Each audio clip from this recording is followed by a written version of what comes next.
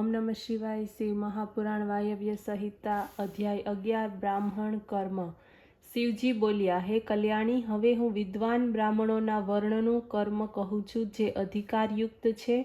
3 વાર સ્નાન કરવું, અગ્નિકર્મ કરવું, લિંગ પૂજા, દાન, ઈશ્વર ભાવયુક્ત સ્થાન, સર્વ કાળોમાં દયાભાવ, સત્ય, સંતોષ, આસ્તિકતા, અહિંસા, લજ્જા, શ્રદ્ધા, ભણવું, ભણાવવું, ઉપદેશ, બ્રહ્મચર્ય, શ્રવણ, તપ, ક્ષમા, પવિત્રતા વગેરે વર્ણ ધર્મ કહેવામાં આવ્યા છે. આ સર્વ સામાન્ય ધર્મ છે.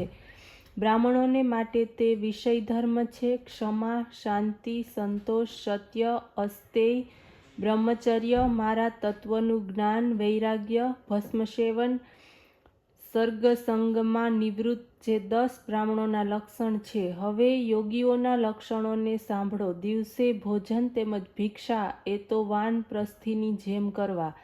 બ્રહ્મચારી માટે રાત્રિનું ભોજન નિષિદ્ધ છે. ક્ષત્રિયોના લક્ષણ આ છે: સર્વ વર્ણોનું રક્ષણ, સંગ્રામમાં શત્રુ ઉપર વિજય, દુષ્ટ માણસોનું હનન, સર્વજનો ઉપર વિશ્વાસ ન કરતા માત્ર મારા ભક્તો ઉપર પૂર્ણ વિશ્વાસ, ઋતુકાળમાં સ્ત્રીગમન, સેનાનું રક્ષણ વગેરે ક્ષત્રિયોનો ધર્મ છે. ગૌરક્ષા, વ્યાપાર, કૃષિ વગેરે પણ વૈશ્ય ધર્મ છે.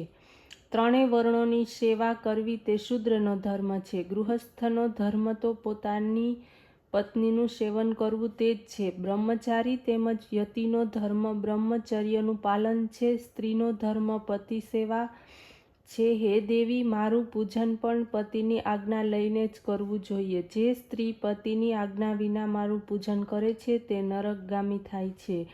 વિધવા સ્ત્રીનો ધર્મ વ્રત, દાન, તપ, શૌચ, ભૂમિશયન, રાત્રિભોજન, બ્રહ્મચર્ય, ભસ્મ તેમજ જળથી સ્નાન, શાંતિ, મૌન, ક્ષમા, દુષ્ટોથી દૂર રહેવું, અષ્ટમી, ચતુર્દશી, પૂર્ણમાસી તેમજ એકાદશી તિથિઓમાં નિરાહાર વ્રત, મારું પૂજન વગેરે છે. હે પાર્વતી, સમગ્ર ધર્મનો સાર તો હંમેશા મારું ધ્યાન તથા મારા ષડાક્ષર મંત્રનો જપ જ છે.